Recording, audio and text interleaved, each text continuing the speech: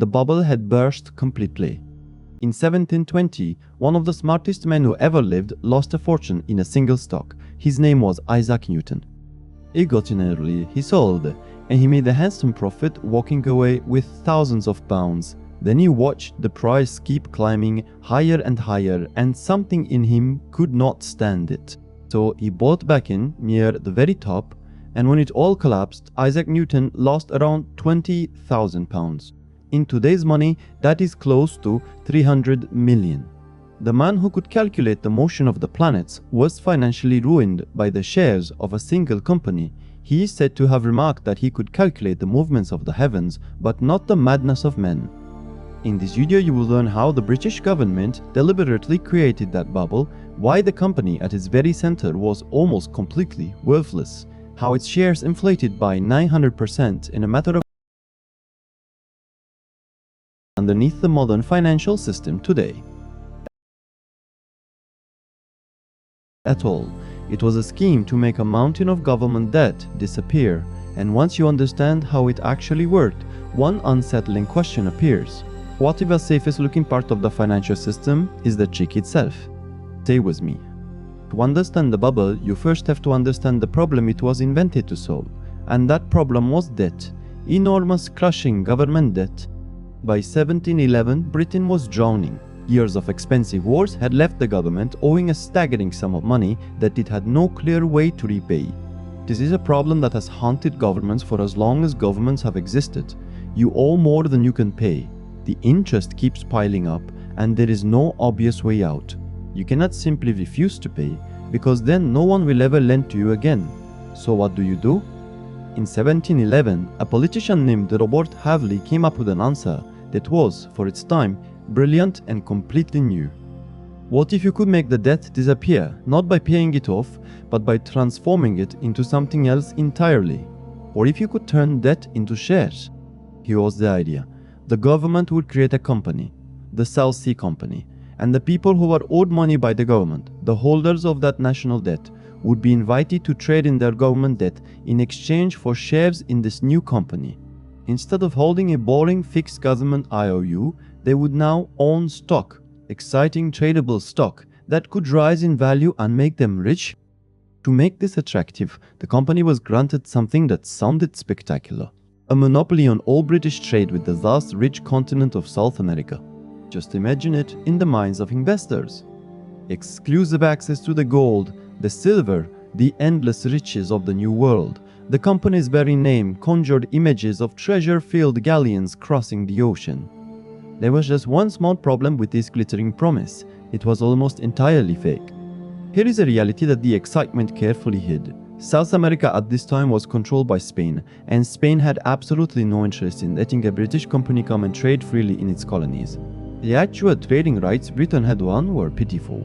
The company was permitted to send just one single trading ship a year of general goods. One ship. The rest of its so-called trade was a grim business in enslaved human beings, and even that was limited and often unprofitable. The South Sea Company, the great engine of imperial riches, barely did any real trade at all and made almost no genuine profit from it. So sit with that for a moment. The entire company was built on a promise of trade that did not really exist. Its actual business was close to worthless, and yet its shares were about to become the most sought-after object in all of Britain. How is that possible?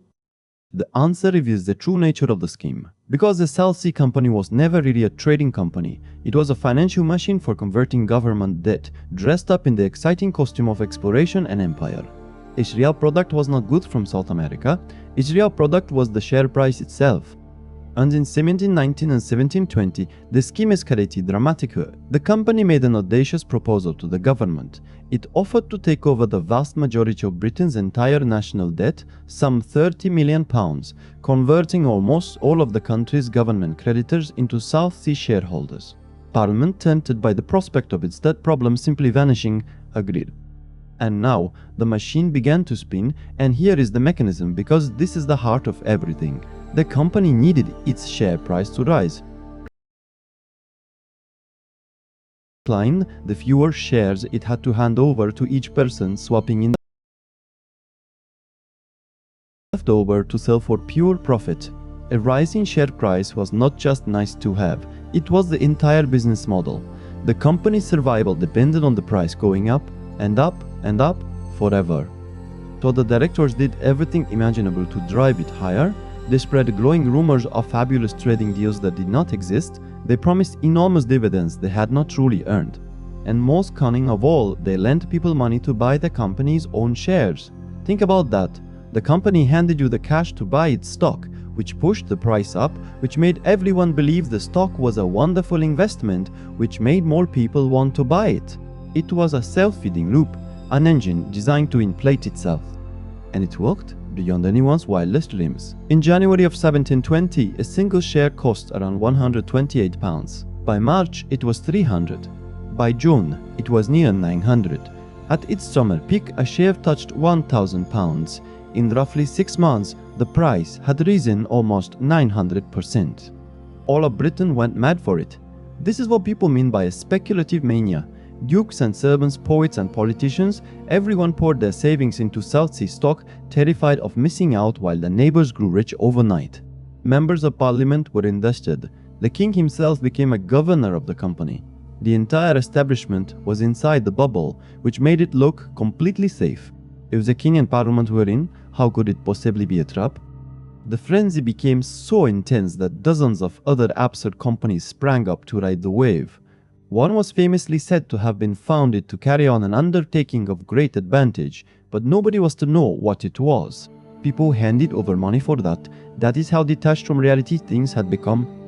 But a machine that survives only by rising forever has one fatal flaw.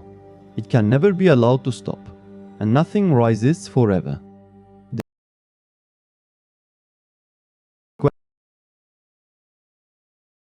A few insiders, including some of the directors who knew exactly how hollow the company really was, quietly began to sell to cash out their winnings at the top.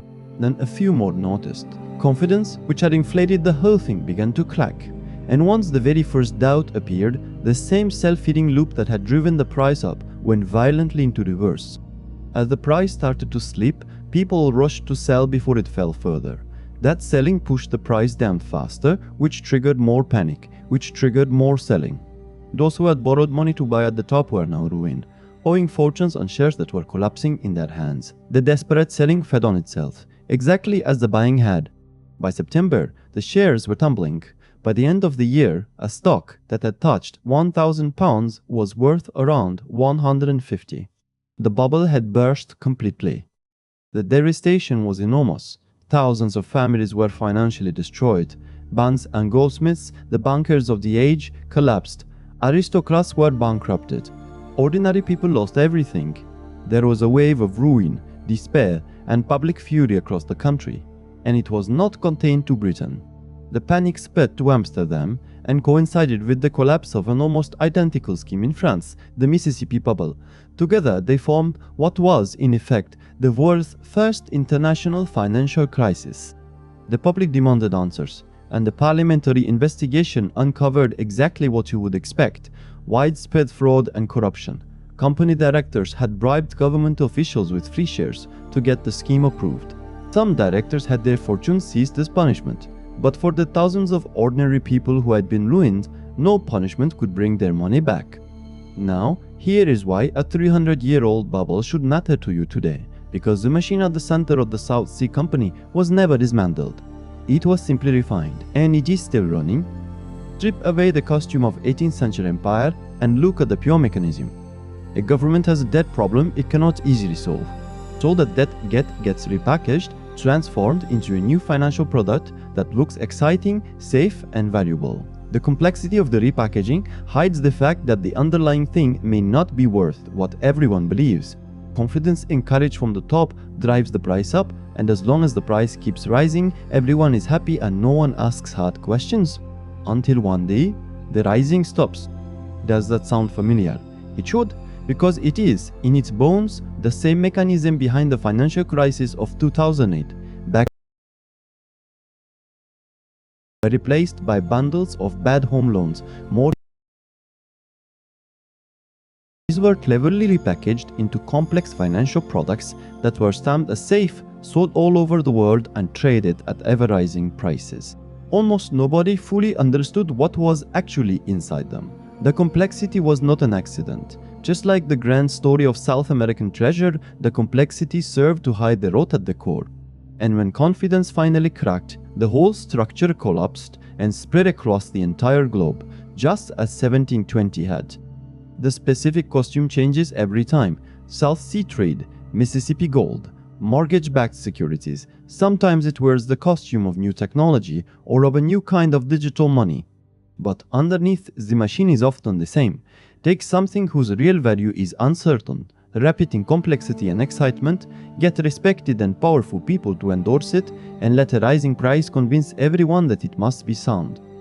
The deepest lesson of the South Sea bubble is not simply that people are greedy, though they can be. It is that the most dangerous financial disasters do not look dangerous at all while they are happening.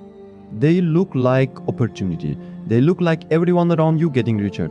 They are endorsed by kings and parliaments, by banks and governments, by all the symbols of safety and authority.